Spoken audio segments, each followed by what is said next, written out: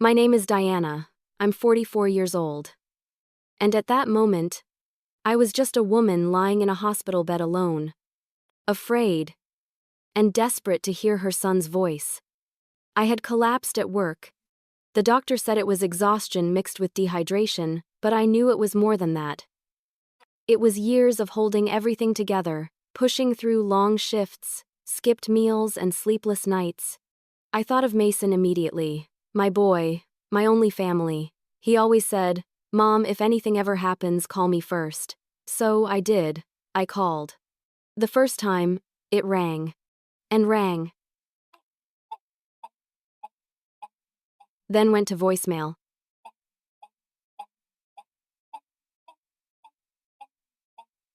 "Hey, it's Mason. Leave a message." My lips trembled as I spoke. "Mason, honey, it's Mom. I'm at the hospital. I just need you to come pick me up, okay? I'm fine now. Just call me back." I hung up, believing I'd see his name pop up any minute. 10 minutes passed. Then 30. Then an hour. I tried again, holding the phone so tightly that my knuckles turned white. Still no answer. A nurse walked by and asked softly, "Would you like us to call someone for you, ma'am?" I forced a smile. "No, thank you. My son will come." But deep down, I wasn't so sure anymore. By the time they discharged me, it was after midnight. I sat in the waiting area, staring at the glass doors that slid open every time someone entered. Each time I hoped it would be him, Mason, walking in with that sheepish grin he always had when he was worried. But the doors stayed empty. Finally, with my hospital bracelet still tight around my wrist, I called for a cab. I pressed my forehead against the cool window as the city lights blurred past. My heart felt heavier with every passing street. I told myself he must have been asleep, or maybe his phone had died. That's what mothers do. We build excuses to protect the people who hurt us, even when we're the ones bleeding. When I got home, the apartment was silent except for the hum of the refrigerator. I placed my phone on the kitchen table, and stared at it, waiting. Waiting for that tiny flicker of light, the one that would tell me Mason was calling. It never came. I left him one more message before going to bed. My voice cracked halfway through. "Mason, please call me. I just want to hear your voice. I'm okay now, but I could have really used you tonight." The next morning, I woke up to sunlight spilling through my blinds. I grabbed my phone immediately. Nothing. No missed calls, no texts, just silence. I sat there for a long time, staring at that blank screen. I tried to tell myself not to take it personally, that he was busy, that life had changed for him since he got married. But as the hours passed, the excuses started sounding hollow. Later that afternoon, I mustered up the courage to call again. It went to voicemail after 2 rings this time. My heart sank. The man who once couldn't go a day without calling his mother now couldn't spare a moment to answer. I remembered when he was younger how he'd rush home after school, bursting through the door yelling, "Mom, guess what happened today?" I'd drop everything to listen. His stories, his laughter, it filled every corner of our small home. Now, the silence between us was louder than anything I'd ever known. By evening, I sat on my couch clutching my phone, tears streaking down my face. I wasn't crying because I felt weak. I was crying because I realized something had shifted beyond repair. It wasn't just missed calls, it was years of connection unraveling thread by thread. I didn't have anyone else to call, no husband, no siblings. Mason was my family, my heart walking around outside my body. And now, that heart refused to answer the phone. I tried to distract myself by turning on the TV, but the noise only made the emptiness worse. My dinner went cold on the counter. My body ached. But it was the ache in my chest that hurt the most. I wanted to be angry, but all I felt was invisible. At some point, that night, I fell asleep on the couch, phone clutched in my hand. I dreamed about him as a little boy, his small fingers holding mine as we crossed the street. His voice saying, "Don't worry, Mom. I'll always take care of you." When I woke up the next morning, my pillow was damp with tears. My phone finally buzzed, and my heart leapt. But it wasn't Mason, it was a reminder from the pharmacy to pick up my medication. I stared at it for a long time, then quietly whispered to myself, "You really are on your own now." That day, I didn't call again. I couldn't bear the humiliation of being ignored. Instead, I took out a small notebook and wrote down the time and date of every call I'd made, every message I'd left. It felt strange, almost mechanical, but it gave me a sense of control in a situation where I had none. As night fell again, I sat by the window, watching the city lights flicker in the distance. Somewhere out there, my son was living his life, maybe having dinner with his wife, maybe laughing, maybe not thinking about me at all. And there I was, a mother with a phone full of unanswered calls and a heart full of questions. That was the night I realized that sometimes, the people we love most can vanish without ever leaving the room. And I had no idea that this silence, this one unanswered call, would be the beginning of a storm that would change everything. He didn't pick up when I needed him most, but one day, he would be forced to answer. When I finally heard a familiar voice on the other end, it wasn't my son's, it was his wife's. It had been 2 days since the hospital incident. 2 long days of silence. I had tried to convince myself that Mason was just busy, that maybe he hadn't seen my messages, but a mother knows. There's a certain heaviness in your chest when your child starts slipping away from you, and I could feel that weight growing heavier with each passing hour. That morning, I dialed his number again. I must have stared at the phone for a full minute before pressing call. The tone rang twice before someone finally picked up. My heart leapt. "Mason?" I said, trying to sound calm. There was a pause. Then a woman's voice. "Hi, Diana. It's Hannah." For a second, I didn't even process it. Hannah, my daughter-in-law. The woman Mason married just a year ago in a small ceremony I almost wasn't invited to. She'd always been polite, though distant, the kind of person who smiled with her lips but not her eyes. "Oh, Hannah," I stammered. "Is Mason there? I've been trying to reach him." There was another pause, the kind that dripped with quiet irritation. "He's busy right now," she said finally. "I see. Well, could you please tell him to call me when he gets a chance? I was in the hospital the other night, and I know," she interrupted, her voice sharp. "He told me." Relief flooded me for a second. "Oh good, I just wanted to let him know I'm okay." But before I could finish, she added, "Diana, you really shouldn't make him feel guilty about that. He's under a lot of pressure at work right now." Her words stung. "Guilty? I wasn't trying to, Hannah, I just needed a ride home. I didn't mean," she sighed. "You can't depend on him for everything. He's not a kid anymore, he has a new family now." A new family? The words echoed through me like a bell tolling in an empty church. "I wasn't asking for everything," I whispered. "Just a little time." "Well," she said briskly, "maybe you should call before it's an emergency next time." And then, before I could say another word, the line went dead. I sat there, phone pressed against my ear long after she'd hung up, listening to the hollow click of disconnection. My hand trembled. It wasn't just the words she said, it was the tone. Dismissive. Final. As if she was closing a door I wasn't meant to open again. I stared at my reflection in the dark window across the room. My hair was unkempt, eyes swollen from crying. I looked like someone I didn't recognize, someone small. Forgotten. The next day, I tried calling again. Mason didn't answer. Neither did Hannah. My messages went unread. I even sent one that simply said, "Please, I just want to hear your voice." Nothing. By the 3rd day, my calls went straight to voicemail. He had blocked me. My own son. I don't think I've ever felt a pain like that before. At least then, I understood why. But Mason? I had no explanation, no closure. Just silence. I spent that week moving like a ghost through my small apartment. My coworkers noticed I was quieter, slower. My manager even asked if I needed time off. I lied and said I was fine. Because how do you explain to someone that your son, your only child, has cut you out like an old photograph? One night, I sat at my kitchen table, scrolling through old photos of Mason. There he was in his kindergarten graduation cap, holding a crooked smile and a paper certificate.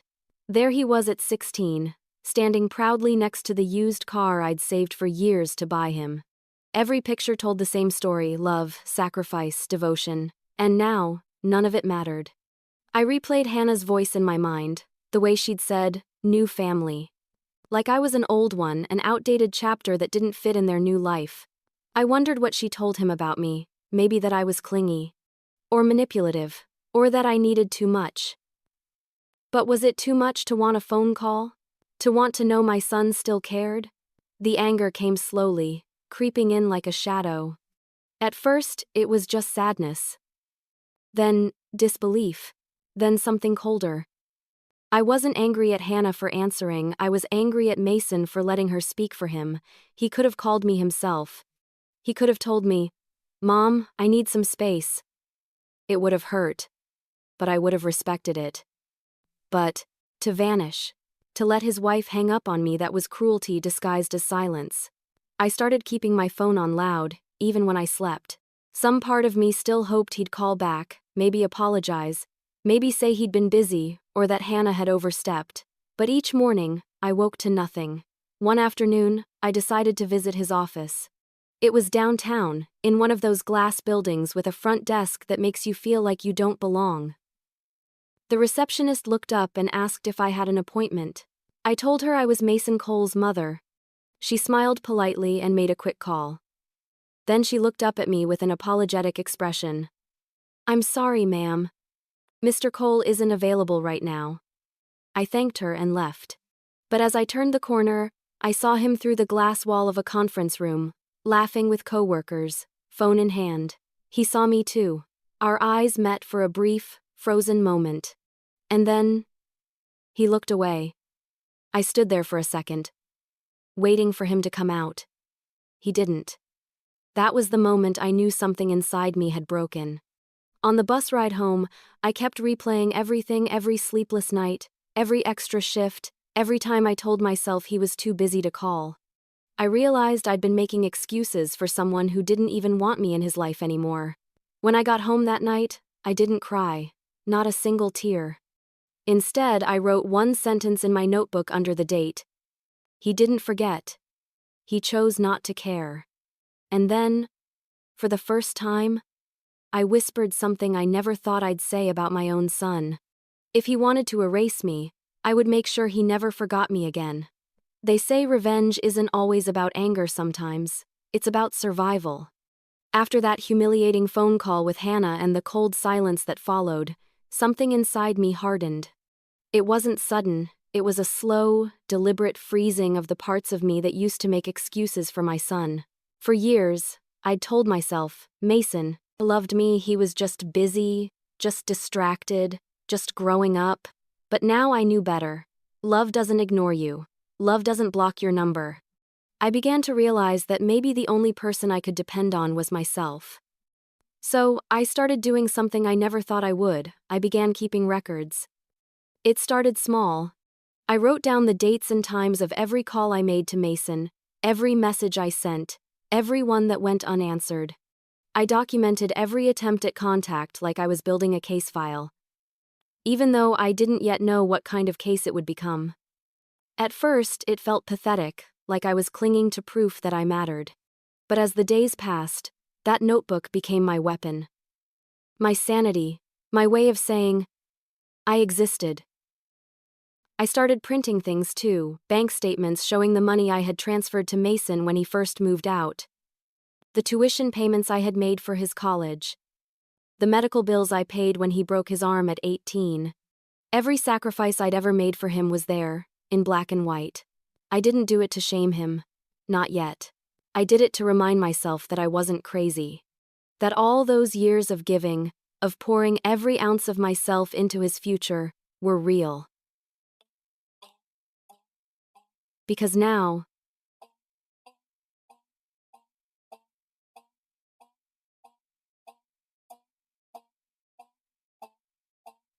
it was as if none of it had ever happened.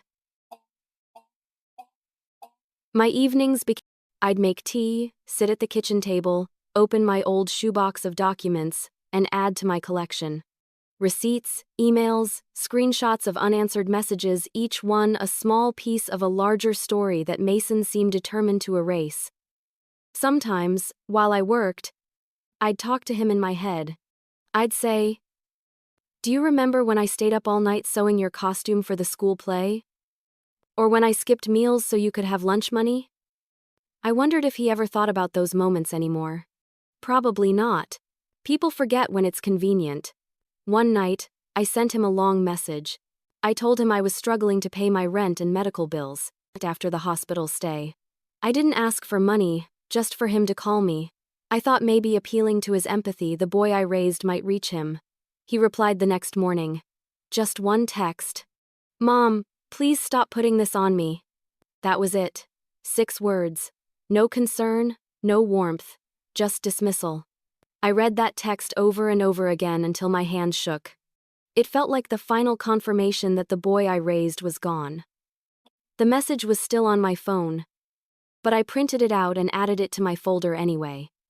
Evidence. Because I'd learned something in those weeks: when people don't believe your pain, you have to build proof of it. The following weekend, I went through my old boxes of keepsakes. Photos, report cards, graduation invitations, all the sentimental remnants of motherhood. It was painful, but I started organizing them too. One box for memories, one for evidence. The line between love and betrayal had become painfully clear. At work, one of my coworkers, a kind woman named Joyce, noticed how quiet I'd become. During lunch break, she asked if everything was okay. I wanted to tell her everything, to spill out all the loneliness and heartbreak, but the words got caught in my throat. Instead, I just said, "My son's busy lately." She smiled sympathetically and said, "They grow up so fast, don't they?" I nodded, but inside, I thought, they don't just grow up, they grow away. That night, I sat at my kitchen table with the pile of documents spread before me. My small apartment, once filled with laughter, felt cold and sterile. The hum of the refrigerator was the only sound. I took a deep breath and started a new section in my notebook titled, "Financial Contributions." Underneath, I listed every major payment I'd made for Mason since he turned 18. Tuition, rent assistance, car insurance, medical bills, thousands upon thousands of dollars. Money I'd earned from years of double shifts, missed holidays, and worn-out hands. Each line made me angrier, not at the money itself, but at the memory of how easily I'd given it, because I never thought I'd have to ask for anything in return. But life has a cruel way of forcing you to keep score when love stops being mutual. At some point, I realized I was shaking. I closed the notebook and leaned back in my chair. My chest felt tight, like my emotions were pressing against my ribs, trying to claw their way out. I whispered into the empty room, "You think I'm dependent, Hannah? You think I'm weak?" I looked at the growing pile of papers. "We'll see." That was the night I decided that if Mason and his wife wanted to treat me like I was nothing, I'd show them exactly how much nothing I had done for them. Every dollar, every hour, every sacrifice. I wasn't going to beg anymore. I was going to be smart, calculated, careful. The next morning, I made an appointment at the local community center. They offered free legal advice sessions for low-income residents. I didn't know what I was looking for, exactly. But something inside me said I needed to understand my options. It wasn't about suing him, not yet. It was about power. About no longer being the woman waiting by the phone. As I walked to the bus stop, I felt strangely calm. The air was crisp, and for the first time in months, I wasn't crying. I was planning. I had spent years being Mason's mother, his provider, his safety net. Now I would be something else, someone he couldn't ignore. I looked down at the folder in my hands, thick with evidence, and felt a quiet, steady fire burn in my chest. I didn't know it yet, but those records would soon become my greatest weapon. As I stared at the old bank statements spread across my kitchen table, I realized I'd financed every step of the man who now pretended I didn't exist. The community center's legal advisor had kind eyes, the kind that made you feel like maybe you weren't crazy for standing up for it yourself. Her name was Laura, a volunteer attorney who handled family disputes and financial mediation cases.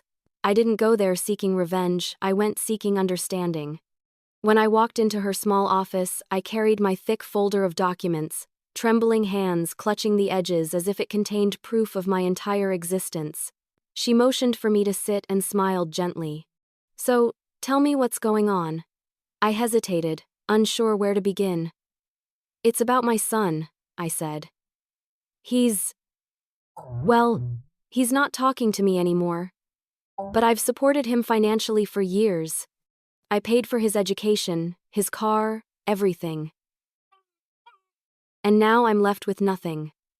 Laura leaned forward, her voice calm. Do you have records of these payments? I opened my folder and began spreading out the papers, receipts, transfers, tuition bills. Each one was a testament to a different chapter of my life, moments when I'd chosen his comfort over my own. Yes, I said softly, every cent. For nearly an hour, we went through everything. She asked questions, wrote notes, and occasionally gave me that look people give when they don't want to say they're sorry for you. When we finished, she folded her hands. Diana, she said gently, there's no formal legal claim for emotional neglect. But, depending on how the money was given, you may have grounds to pursue repayment. Especially if you can show that some of this was intended as a loan or family support. I blinked, taken aback. You mean, I could actually file something? In small claims court, yes, she replied. It's not about punishing him, it's about acknowledgement, about getting back what you're owed. That word acknowledgement lodged itself in my mind and refused to leave. When I got home that evening, I set the folder down on the table again and went through it with new eyes. It wasn't just paper anymore. It was my story. The late nights I'd spent working extra, hours at the diner to cover Mason's tuition. The savings account I'd drained so he could live off campus. The credit card debt I still hadn't paid off because of his textbooks and moving fees. I remembered the night he got his college acceptance letter.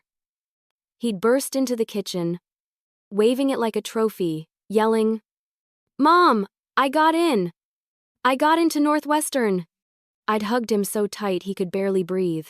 That was the happiest I'd seen him since his father left. And I promised him, right then and there, don't you worry about a thing. I'll make it happen. And I did. I worked double shifts for 4 years straight. Sold my wedding ring. Sold my car. I even took out a personal loan when tuition went up his junior year. I didn't think twice. Because back then, I believed love was repayment enough. Now, years later, he wouldn't even answer the phone.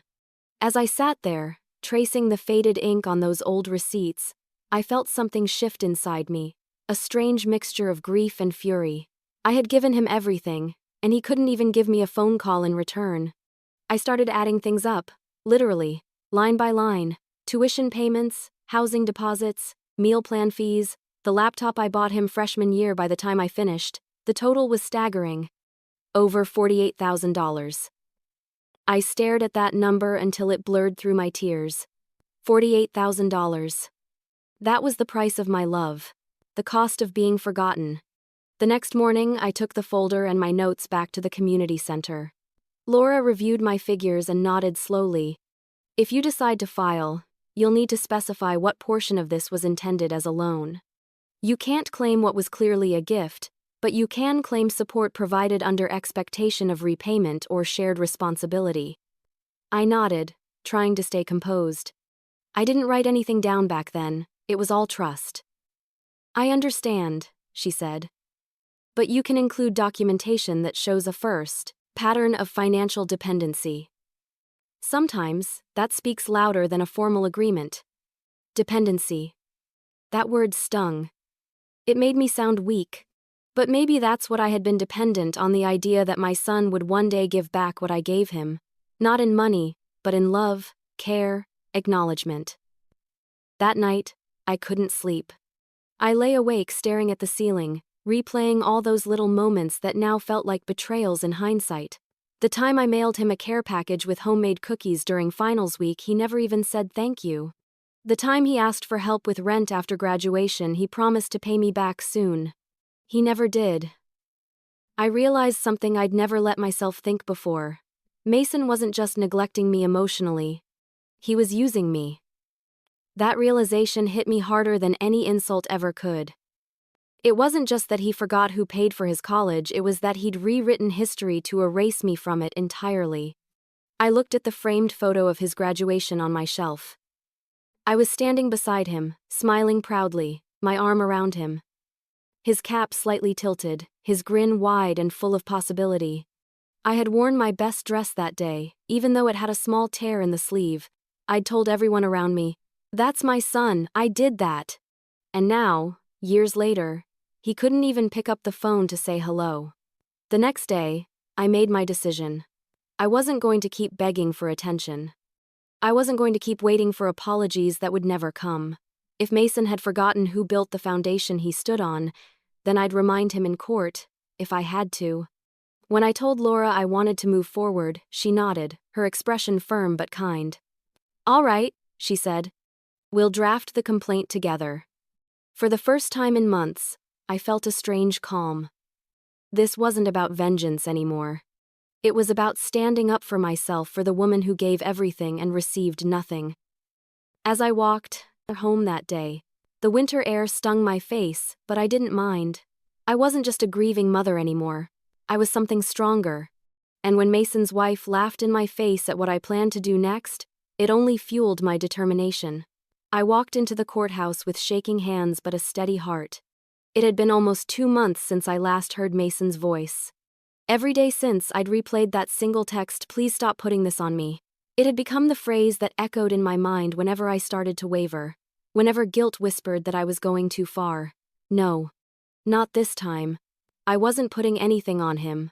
I was simply putting things in order. The morning I filed the complaint was cold, the kind of February chill that cuts through your coat and makes you feel every inch of your loneliness. The courthouse loomed ahead like a monument to unfinished business, and for the first time, I felt like I belonged there. I wasn't just a mother anymore, I was a plaintiff, a woman demanding to be seen. Inside, I followed the signs for small claims. The walls smelled faintly of disinfectant and old paper. The clerk behind the counter was a middle-aged woman with tired eyes and a surprisingly kind voice. "What are you filing for today?" she asked.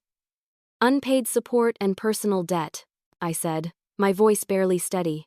She nodded, handing me a stack of forms. "You'll need to be specific. List the amounts and the dates if possible." I took the papers and sat down at one of the plastic tables near the wall. For an hour, I filled in every line with slow, deliberate precision: dates, transfers, bank amounts, tuition fees. All the things Mason probably never thought I'd remember. Each line I wrote felt like reclaiming a small piece of myself. When I was done, I took the folder of evidence from my bag, proof of payments, text messages, and notes from Laura, the legal advisor who'd helped me prepare.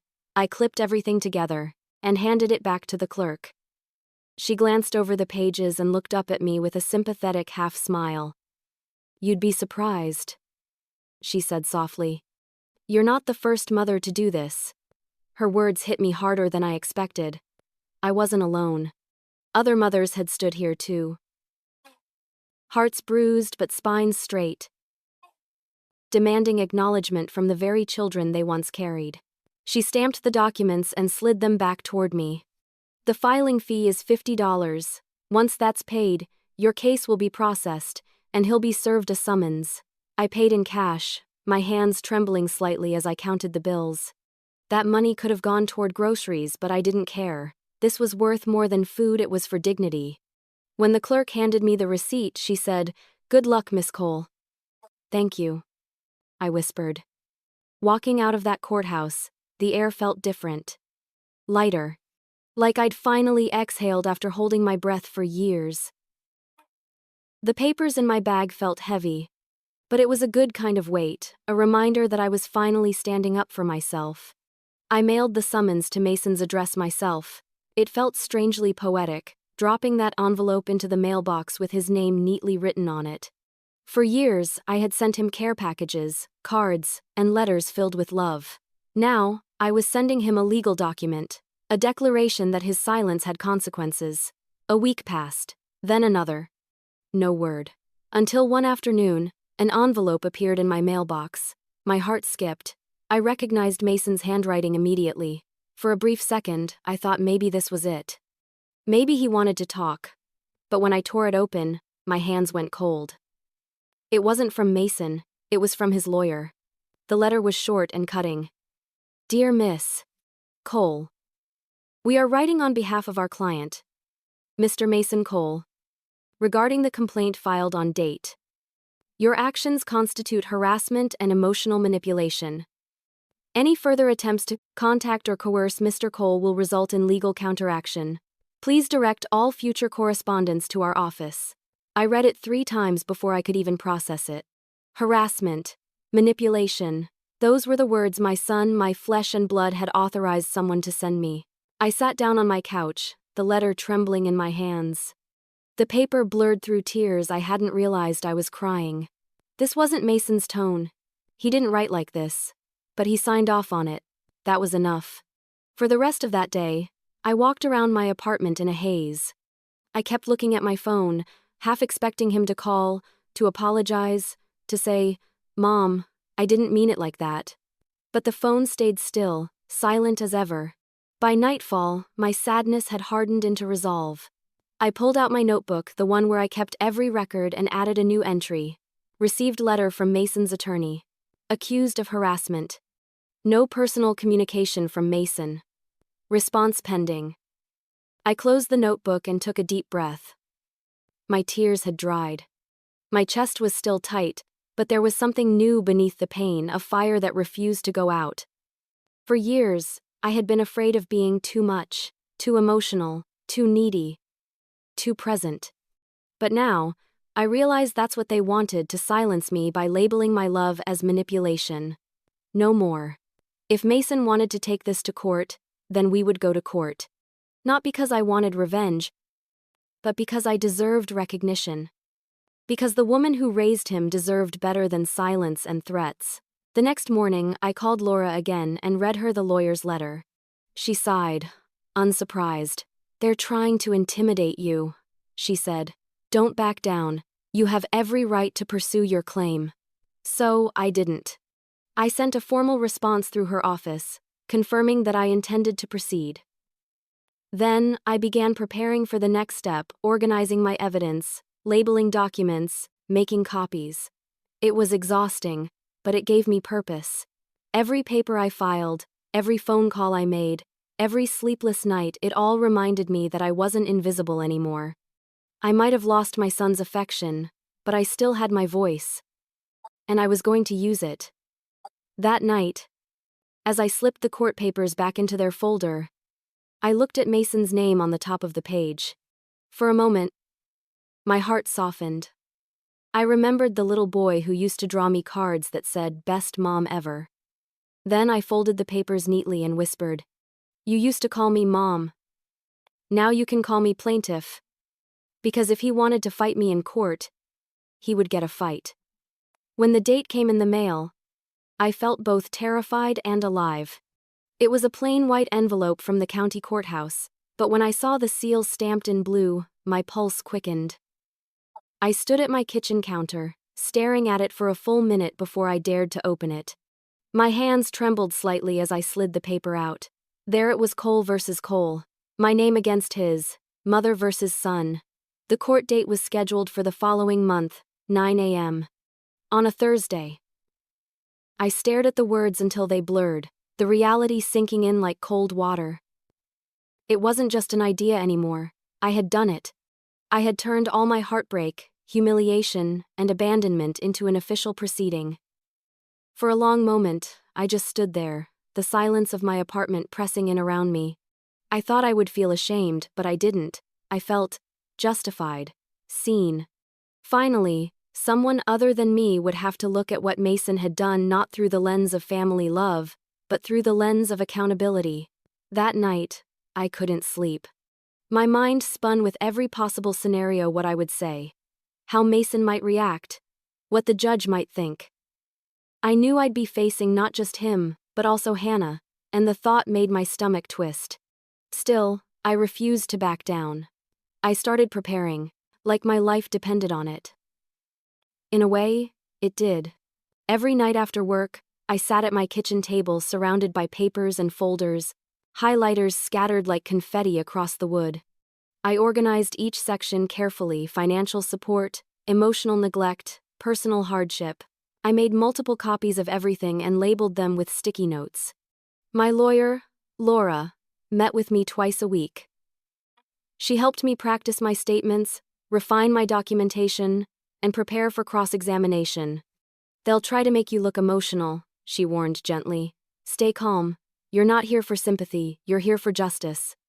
I nodded, though I knew that staying calm would be the hardest part. As the court date drew closer, word began to spread among my small circle of coworkers and neighbors. Some offered quiet encouragement, while others frowned disapprovingly. One woman at work, Clara, whispered to another, "Can you believe she's suing her own son?" I pretended not to hear. People love to judge what they don't understand.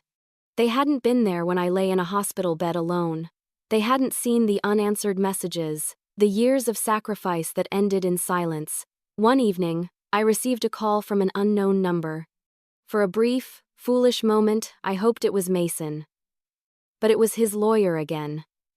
He wanted to discuss a potential settlement. When I refused, the tone turned icy. "You're risking your relationship with your son," he said. I took a deep breath and replied, "That relationship was lost long before I filed a complaint." Then I hung up. Every night leading up to the court date, I found myself pacing the apartment, rehearsing what I wanted to say. Sometimes I'd stop by the window, staring out at the quiet streetlights, whispering to myself like a woman trying to steady her nerves. "You've done nothing wrong, Diana," I'd murmur. "You just want to be seen." The day before the hearing, I laid out my clothes on the bed, a simple navy dress, my nicest shoes, and a modest pearl necklace Mason had given me when he was 14. I hadn't worn it in years. I ran my thumb along the clasp, wondering if he remembered giving it to me. Sleep didn't come easy that night. My heart thudded in my chest like a ticking clock, marking every second until morning. I dreamt of Mason as a little boy, sitting at the kitchen table doing homework while I cooked dinner. In the dream, he turned to look at me and said, "Don't worry, Mom. I'll always take care of you." When I woke up, my pillow was wet with tears. That morning, the city felt different. The sky was gray, the air damp with early rain. I took the bus downtown, clutching my folder to my chest. Each stop felt heavier, slower. When the courthouse finally came into view, my breath caught in my throat. Inside, the clerk directed me to courtroom 2B. I arrived early, too early probably, but I needed the time to collect myself. I sat on a hard wooden bench, watching strangers shuffle in and out of rooms, each carrying their own stories of betrayal, debt, and conflict. For once, I didn't feel out of place. When my name was finally called, my heart skipped. I stood, smoothed my dress, and walked forward. Laura gave me a reassuring nod as we entered the courtroom. It was smaller than I expected. The judge sat behind a raised wooden desk, and two long tables faced each other. I took my seat on the left. My eyes darted toward the door as it opened again. And then I saw him. Mason walked in, looking taller than I remembered. His suit pressed and his hair slicked back. He looked successful, composed, like the kind of man any mother would be proud of. But when our eyes met, something inside me broke all over again. His expression was blank, cold, distant. Beside him, Hannah followed, her hand resting lightly on his arm. She looked impeccable, like she was walking into a business meeting, not a family courtroom. I could tell by her expression that she thought this was all beneath them, an inconvenience, a nuisance.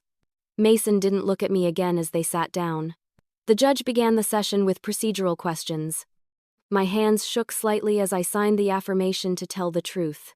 My voice wavered at first, but when it was time to speak, I found strength I didn't know I still had. I told my story calmly, how I'd raised Mason alone, supported him through school, paid for his college, and been left behind when he married. I didn't cry, I didn't beg. I simply presented the truth, the way the documents showed it. When I glanced at Mason, his eyes were fixed on the table. he wouldn't meet my gaze. Hannah, however, kept looking directly at me, her lips curling ever so slightly. For the first time in my life, I didn't flinch. After the preliminary statements, the judge scheduled a follow-up hearing and instructed both parties to submit any additional evidence. As I left the courtroom, I felt lightheaded but strangely powerful.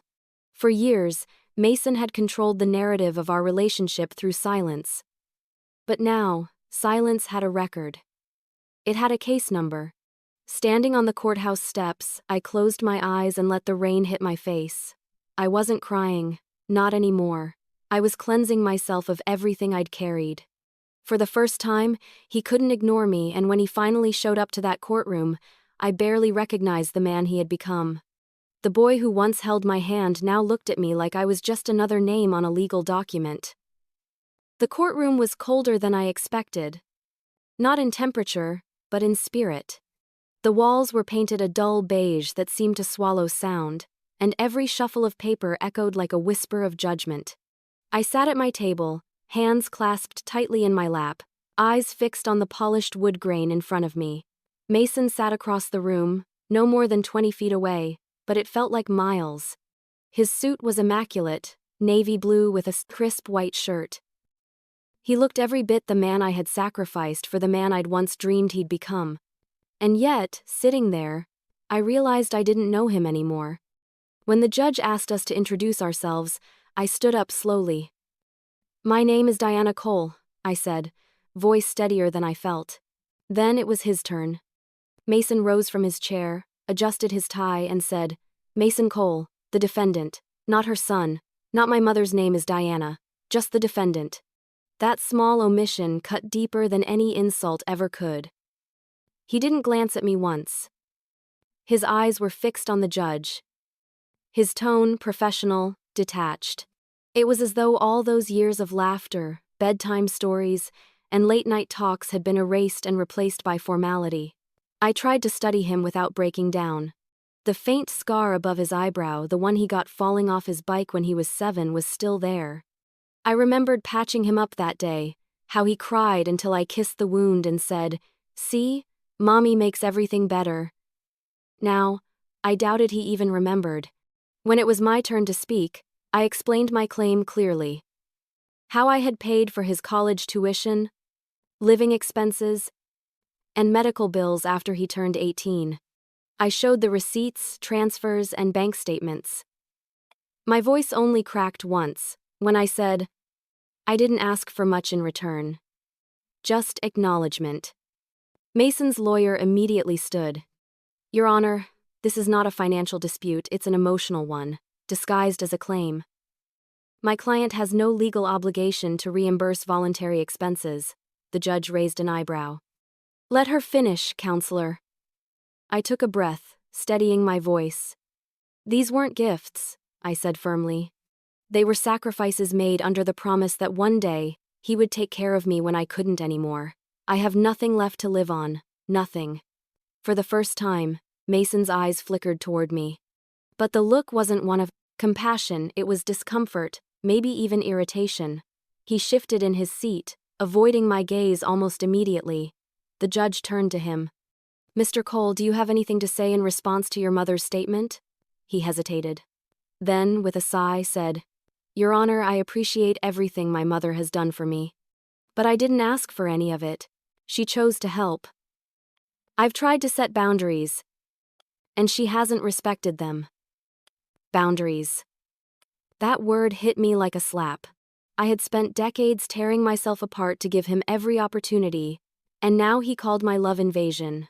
My heart thudded in my chest, but I kept my expression neutral. "You didn't ask," I whispered under my breath, "because you knew I would give." The rest of the hearing blurred together the lawyer's rehearsed statements, the judge's measured tone, the shuffle of papers being exchanged. I could barely hear any of it over the pounding in my ears. At one point, the judge asked me to sit down. I did, clasping my trembling hands together. Across the room, Mason leaned in to whisper something to Hannah. She smirked, not even trying to hide it.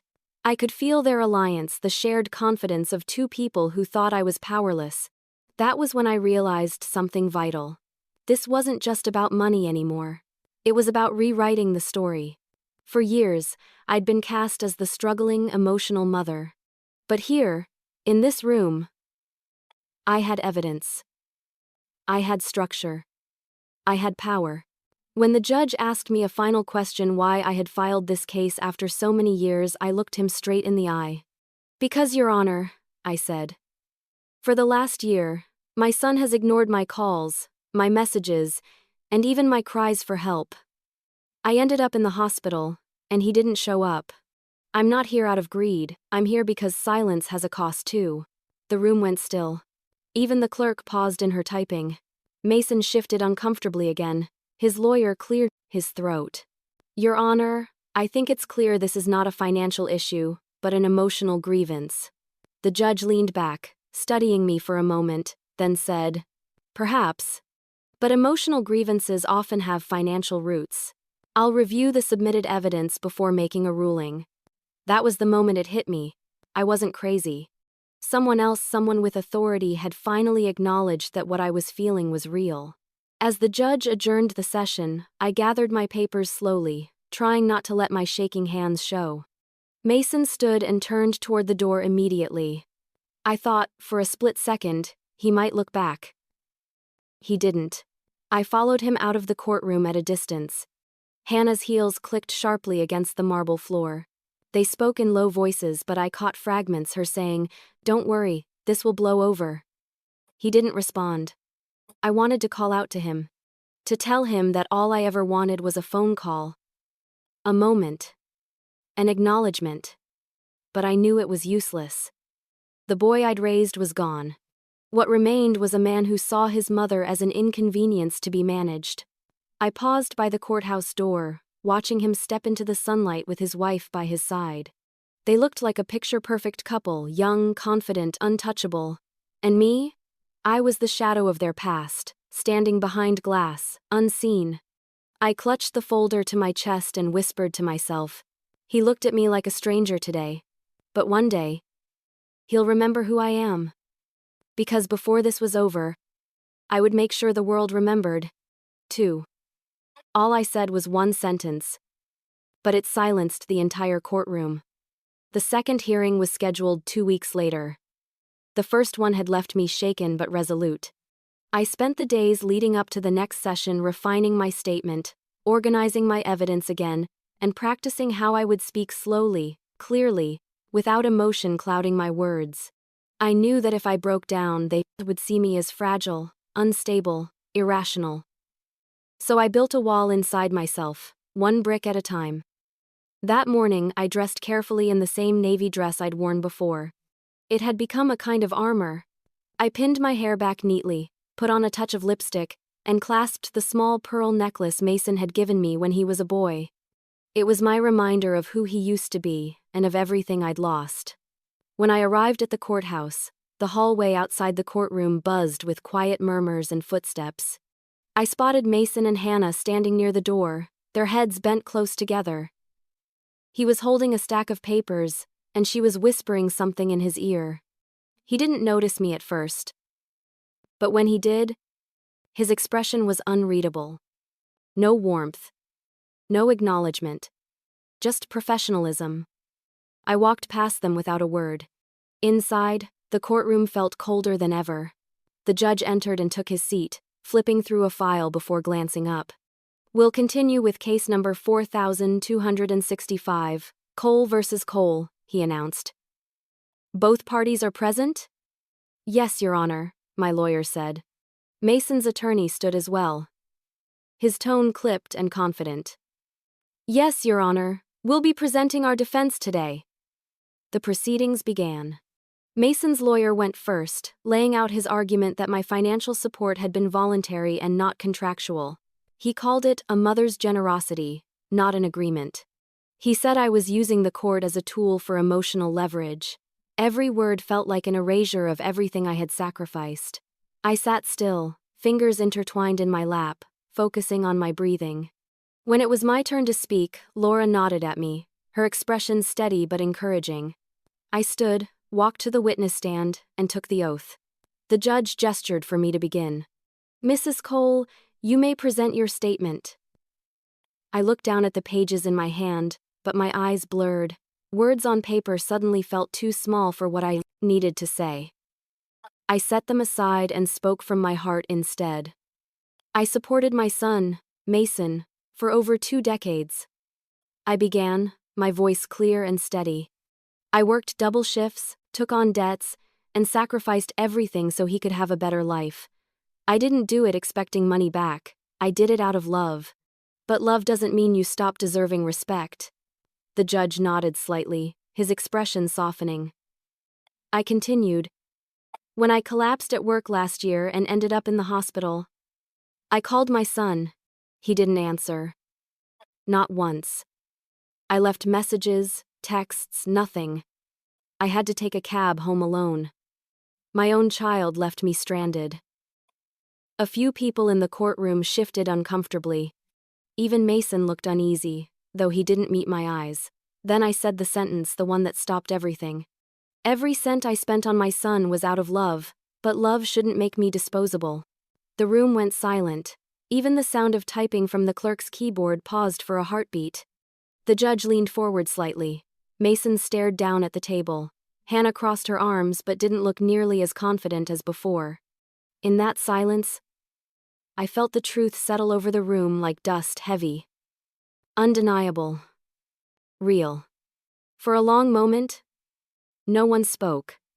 Then, the judge cleared his throat. Mrs. Cole, please continue. I nodded, my hands trembling now, but I didn't stop. I'm not asking for pity, Your Honor, I said. I'm asking for acknowledgement. For the court to recognize that I was used, neglected, and discarded by the very person I built my life around. If this case isn't about money, then it's about accountability. Because if a parent's sacrifices mean nothing, then what does family even stand for? When I finished, the judge asked a few clarifying questions about the payments I'd made. I answered each one calmly, referring to my records. Mason's lawyer objected once or twice, but the judge overruled him each time. Then it was Mason's turn to speak. He stood slowly, straightening his tie, and said, Your Honor, I don't deny that my mother helped me, but I never asked for any of this. I didn't know she expected repayment. I just wanted to live my life without guilt being used as leverage. His voice cracked slightly on the last word. For a moment, I thought I saw the boy he used to be, the one who used to run into my arms after school. But then Hannah touched his arm, and the warmth in his expression disappeared again. The judge listened quietly, then said, I'll take this case under review. Both parties will be notified when a decision is reached. In the meantime, I strongly suggest some form of mediation. Family shouldn't end in a courtroom. He struck his gavel lightly, signaling the session's end. As people began to shuffle out, Mason turned slightly toward me. His lips parted, as if he wanted to say something but no words came. He simply nodded once, almost imperceptibly, then followed his wife out the door. I sat there for a while after everyone had gone, the echo of my sentence still hanging in the air. Love shouldn't make me disposable. That was the truth I had carried for years but never spoken aloud. When I finally gathered my things, Laura placed a hand on my shoulder. That was powerful, she said quietly. You said what most people never have the courage to say. I nodded, though I wasn't sure if courage was the right word. It felt more like exhaustion mixed with clarity. Outside the courthouse, the late afternoon sun bathed the steps in gold. I stood there for a long time, breathing in the air, feeling the weight on my chest lift just slightly. And then, as if on cue, my phone buzzed. I looked down, expecting a message from Laura or maybe a spam notification, but it wasn't either. It was Mason. His name flashed across the screen for the first time in almost a year. I froze. And then Mason called me for the first time in almost a year. When I heard Mason's voice again, I didn't know whether to cry or hang up. I was standing in my kitchen, still in my coat from the courthouse, when the phone rang. His name lit up the screen, Mason. My breath caught somewhere between my chest and throat. For a second, I thought I might be imagining it. It had been almost a year since I'd seen that name on my phone. My hands trembled as I swiped to answer. Hello? I managed. My voice small. Unsure. There was silence for a moment. And then I heard it, his voice. Familiar yet distant. Softer than I remembered. Mom, he said quietly. That one word cracked something inside me. I hadn't realized how much I'd missed it until it filled the air again. Mason, I whispered. You called. Yeah, he said, his tone uneven. I didn't expect things to get this far. I let out a slow breath. Neither did I. Another silence. The kind that used to feel comfortable between us when we'd sit together after dinner, just existing in each other's presence. But now it felt fragile, like a bridge that could collapse with the wrong word. I didn't mean for this to happen, he said finally. Court stuff, the lawyers. Hannah pushed me. She said if I didn't handle it legally, you'd keep trying to control me. I closed my eyes. Hannah, of course. I could hear her voice in every cold message, every calculated step he'd taken since she came into his life. Control you? I repeated quietly. Is that what you think this is about? No, he said quickly.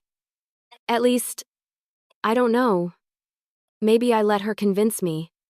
I just thought maybe you needed space. Space? I laughed softly, though there was no humor in it. Mason, I called you when I was in the hospital. I just wanted someone to pick me up. I didn't need space. I needed my son. The line went quiet again. I heard him exhale shakily. I know. I should have been there.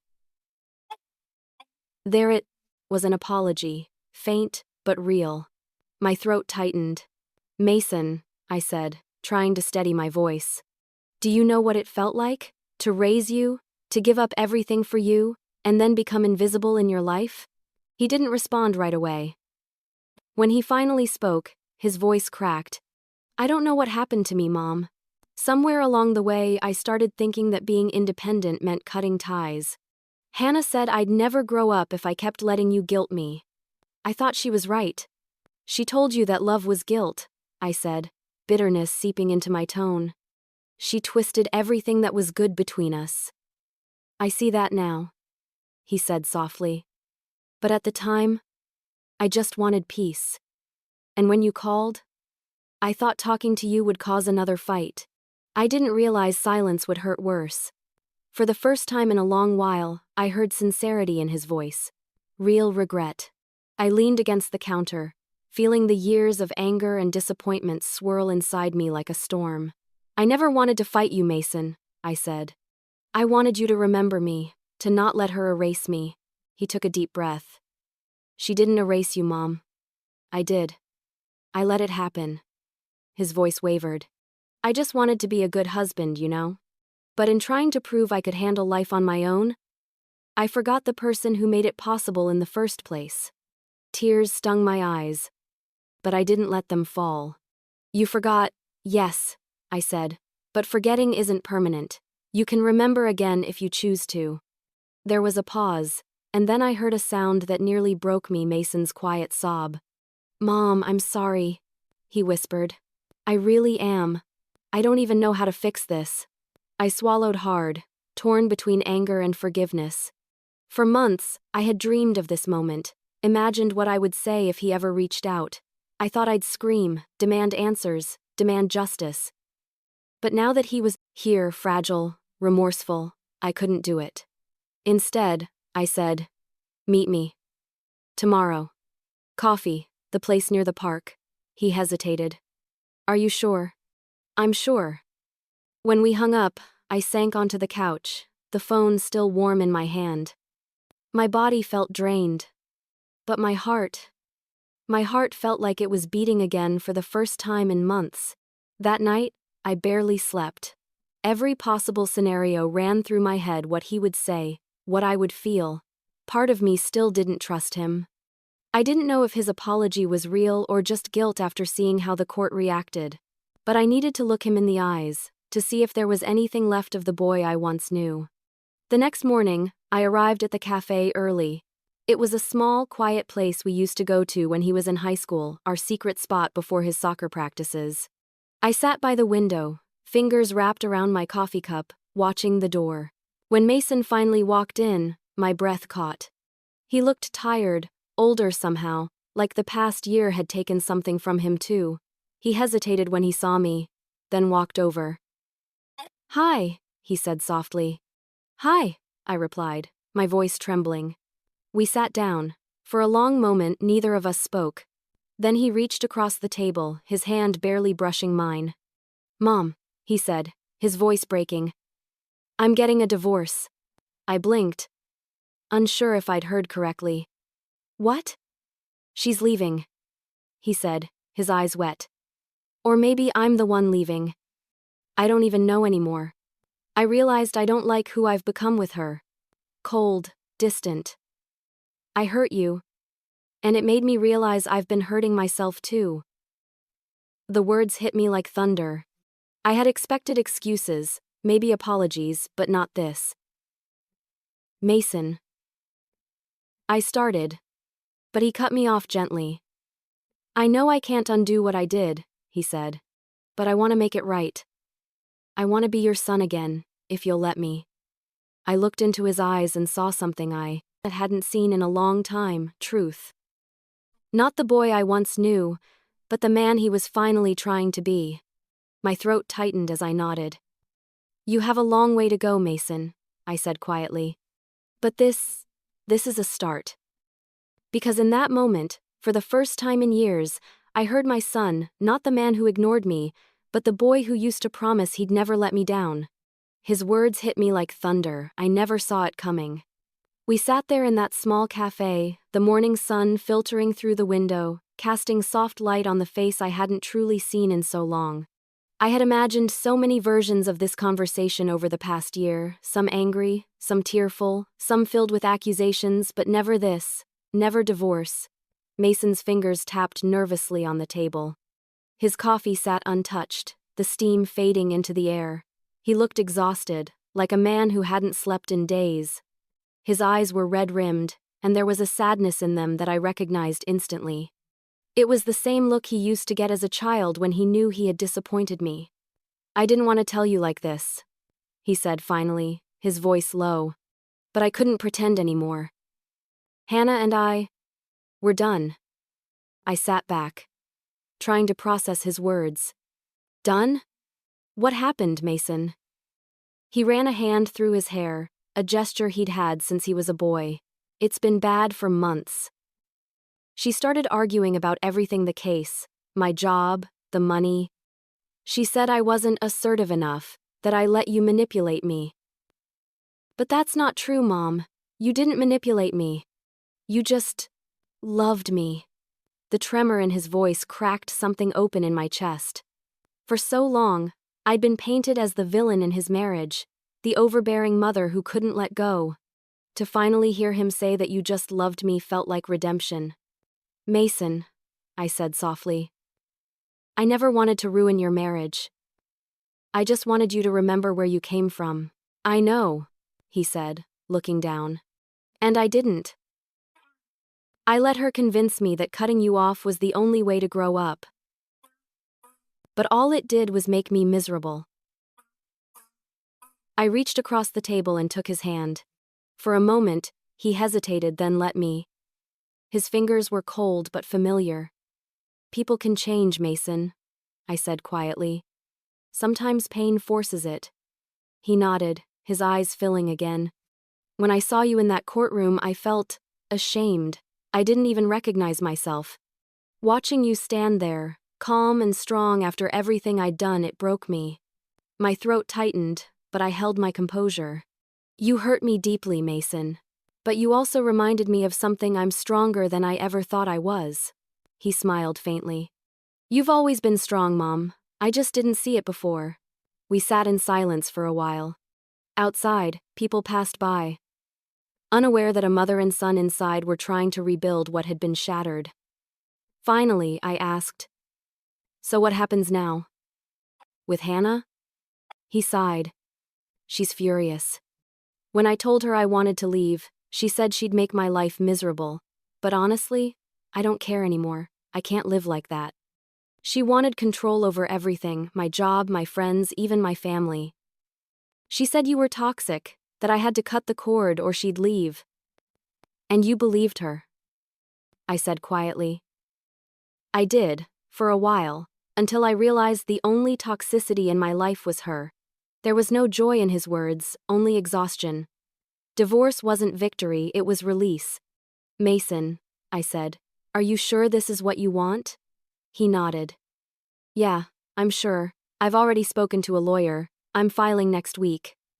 For a moment, neither of us spoke. I just stared at him. This grown man who used to fit in my arms, now trying to untangle himself from the mess he'd built. It hurt to see him so broken. But there was a strange comfort in it too, because for the first time in years, he wasn't distant. He was human again. When I finally spoke, my voice was gentle but firm. If this is really happening, Mason, I want you to promise me something. He looked up. Anything. Don't use this pain as an excuse to run again. Don't hide from it. Face it. Learn from it. And if you want to rebuild things with me, we'll take it one step at a time. Forgiveness isn't instant, Mason. It's something you earn. He looked like he wanted to cry again but held it back. I understand. I don't expect you to just forget everything. I won't, I said. But I'm willing to start over. He smiled for the first time. A small, uncertain smile. But real. Thank you. When we left the cafe, the air outside was cool and sharp.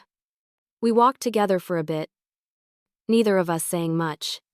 At the crosswalk, he turned to me and said, I've already asked my lawyer to withdraw the countersuit. I don't want to fight you anymore. I'll help cover your debts, Mom. It's the least I can do. I stopped walking. Mason, I didn't file the complaint to get money out of you. I know, he said quickly. But I want to, not because a judge told me to, but because it's right. A single tear slipped down my cheek before I could stop it. You've grown up, haven't you? He smiled again, though his eyes were heavy. Took me long enough. We hugged before parting ways, the kind of hug that lingers, one filled with guilt, relief, and something like hope. That night, I sat on my couch, replaying the entire conversation in my head. It felt surreal, like a chapter closing after years of chaos. I wasn't naive enough to think everything was fixed, but I finally felt something I hadn't felt in a long time: peace. As I stared at the envelope of court documents still sitting on my table, I thought about how this all began with unanswered phone calls and a mother's quiet heartbreak. Now, my son had finally answered. But just when peace seemed possible, Hannah decided she wasn't done with either of us. I should have known Hannah wouldn't go quietly. Peace has a strange way of feeling temporary, like the calm between thunderclaps. Mason and I were finally speaking again, slowly rebuilding something that looked like a relationship.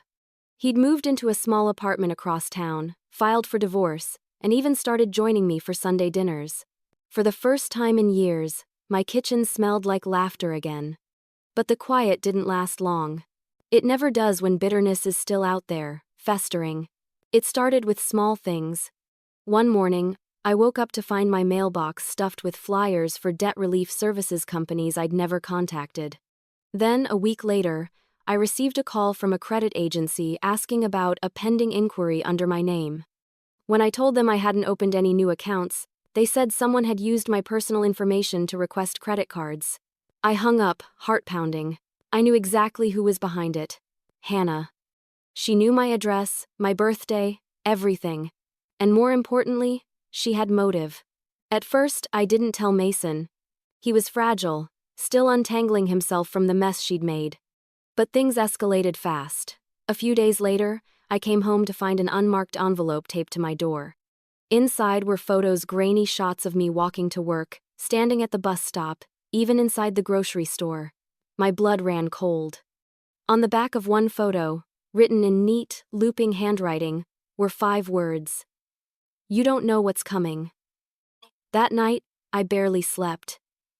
Every sound outside my window made me jump. I checked the locks 3 times before finally sitting in the dark living room, clutching my phone. By morning, I'd made up my mind. I called Mason. He answered on the first ring. "Mom, everything okay?" I hesitated. "No, Mason. It's not."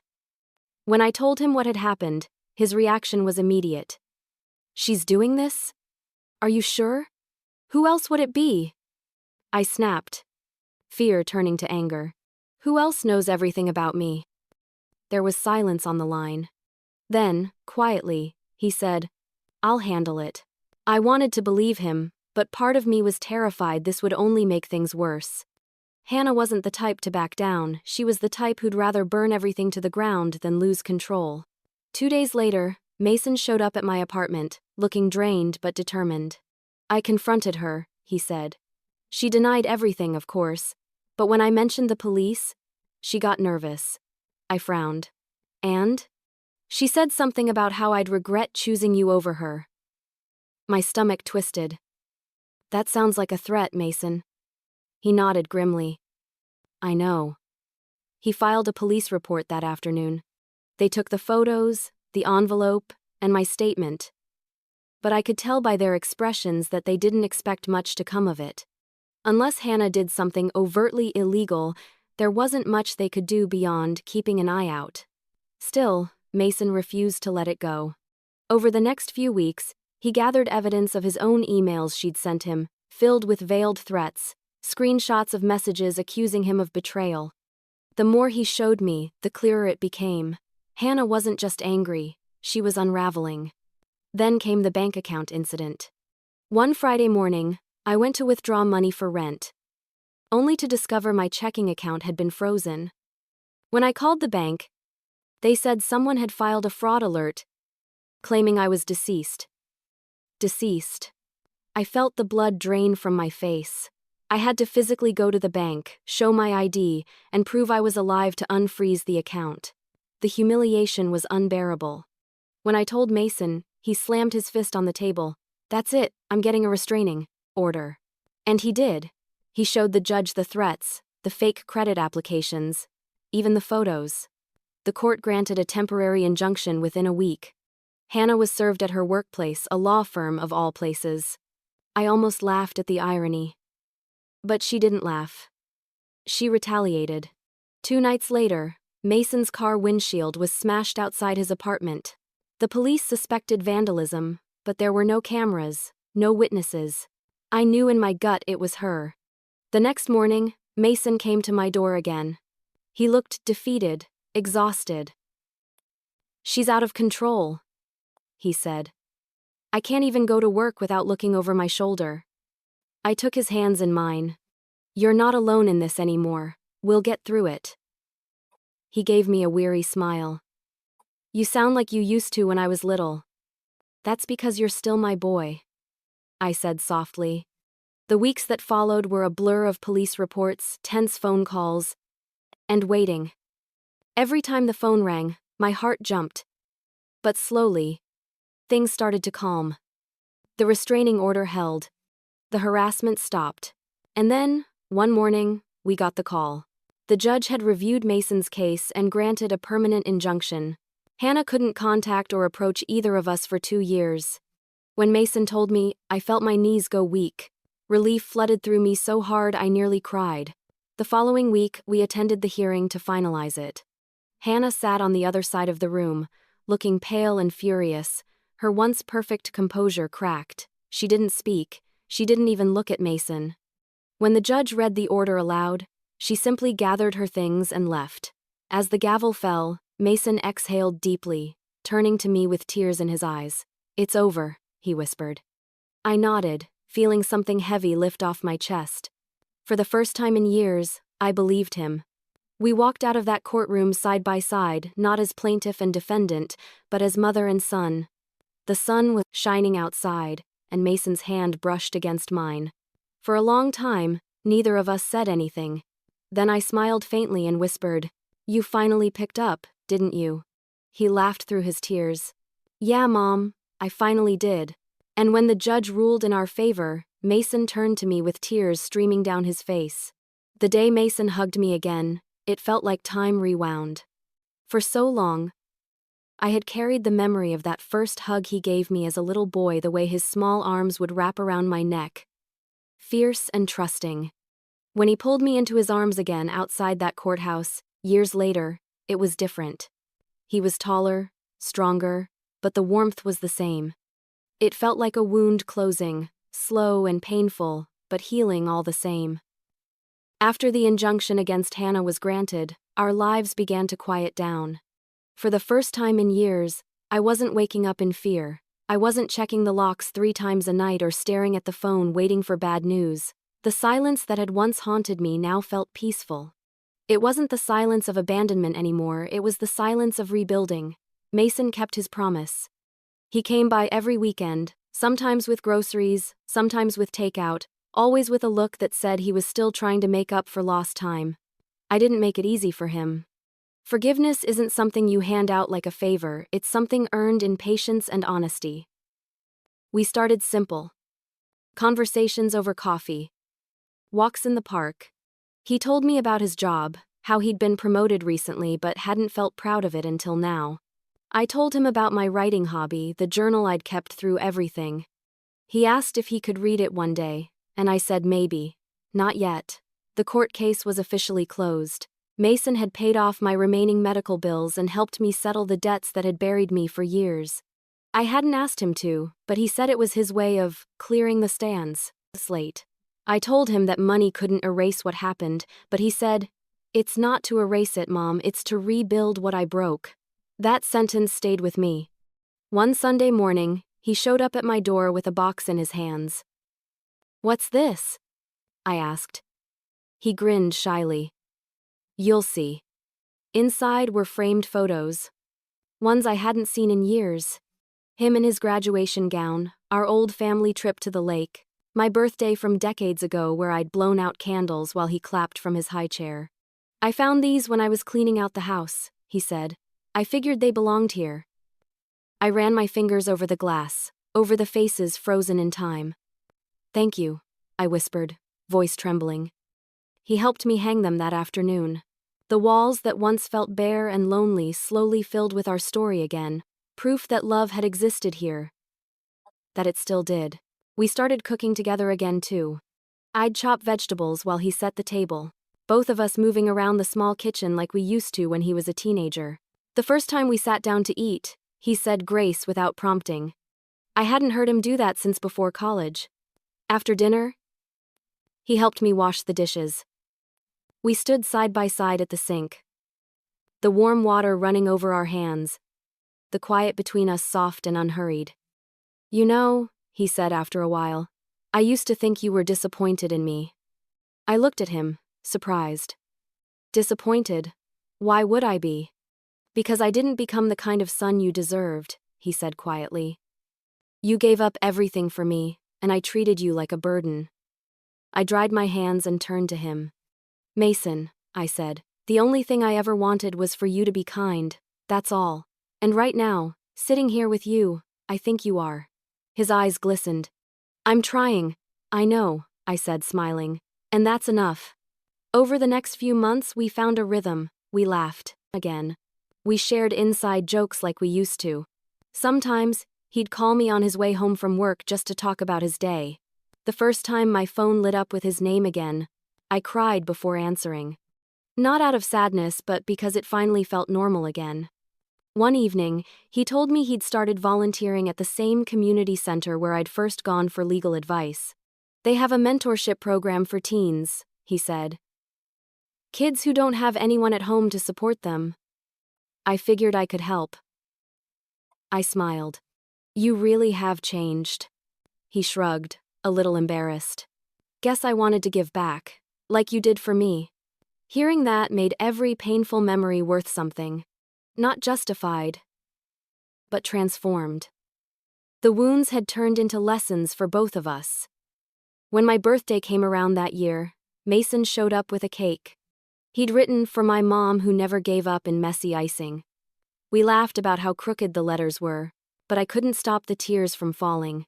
He handed me a small box wrapped in blue paper. Inside was a silver bracelet engraved with the words, "Always answer." "I'll never ignore your call again," he said softly. I pulled him into a hug, and for the first time in years, there was no resentment, no hurt, just warmth. That night, after he left, I sat at my table with a cup of tea and stared at the walls lined with photos, the bracelet glinting on my wrist. My heart felt full, not because everything was perfect, but because we had started again. I realized that forgiveness wasn't a single moment.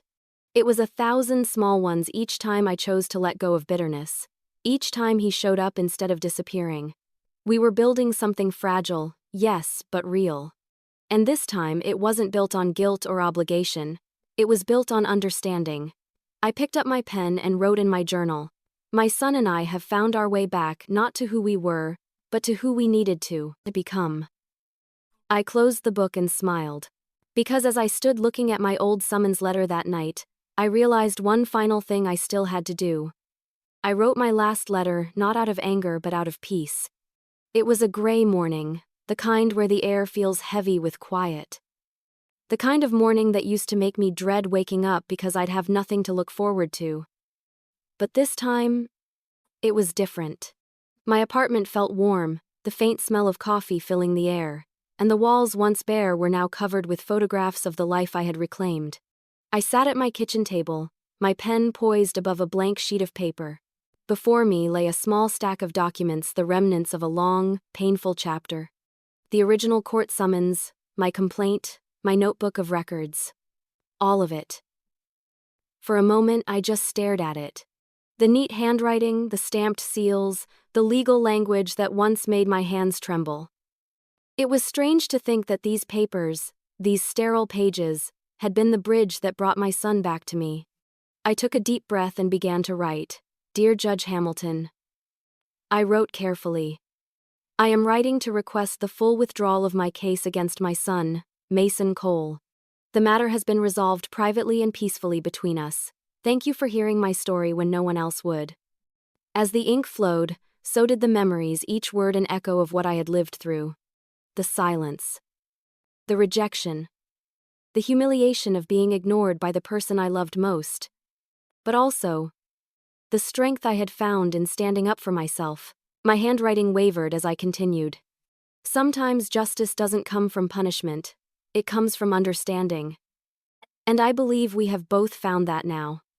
When I finished, I signed my name at the bottom and folded the paper neatly. It wasn't just a legal document, it was a declaration of closure. A letter to the past, saying, "I've learned enough. I can let go now." I slipped it into an envelope, sealed it, and addressed it to the courthouse. Then I sat there for a long moment, staring at it. My reflections stared back from the window beside me, a woman who had aged, yes, but who had also evolved. The tiredness in my eyes wasn't the same as before. It wasn't despair anymore, it was wisdom. As I got up to mail it, Mason called. "Morning, Mom," he said cheerfully. "Good morning, sweetheart," I replied. "You heading to work?" "Yeah," he said, "but I just wanted to check in. You doing okay?" That simple question made me smile. There was a time when I would have given anything to hear those words. Now, I heard them every day. "I'm doing great," I said. "Actually, I'm mailing something today. The withdrawal letter." He paused. "You're really closing it?" "Yes," I said softly. "It's time. We've both learned enough from it, don't you think?" "Yeah," he said, his voice gentle. "I think so too. I'm proud of you, Mom." Those words landed deeper than he could ever know.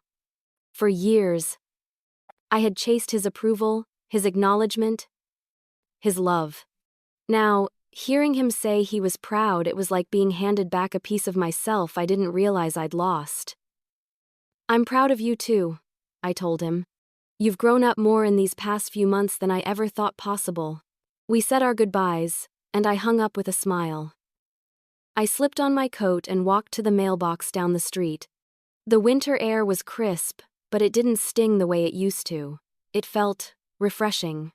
As I slid the letter into the box, I whispered, "Goodbye, old life." The envelope disappeared into the slot.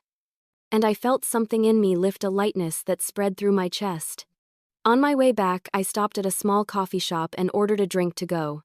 The same one. Mason liked a caramel latte. I thought about how things had changed between us. How he now called me every morning just to say hello, how he came by on weekends to fix small things around the apartment, how he'd started laughing again. I smiled to myself. Healing wasn't quick, and it wasn't perfect, but it was real. When I got home, the afternoon light had begun to filter through the curtains.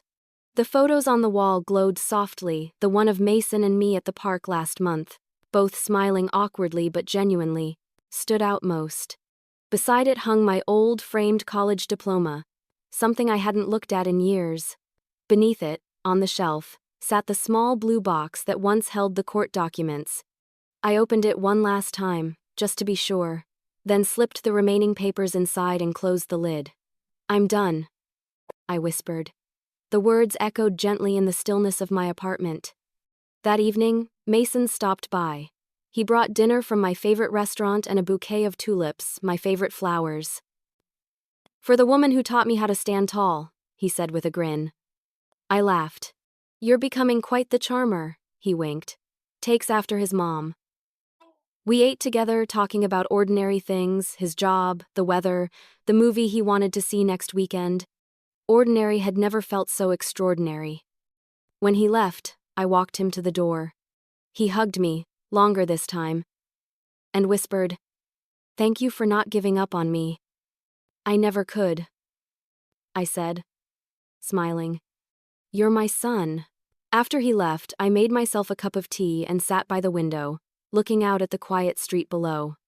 The moonlight washed over everything, turning even the smallest things beautiful, the mailboxes, the trees, the faint glow from the street lamps.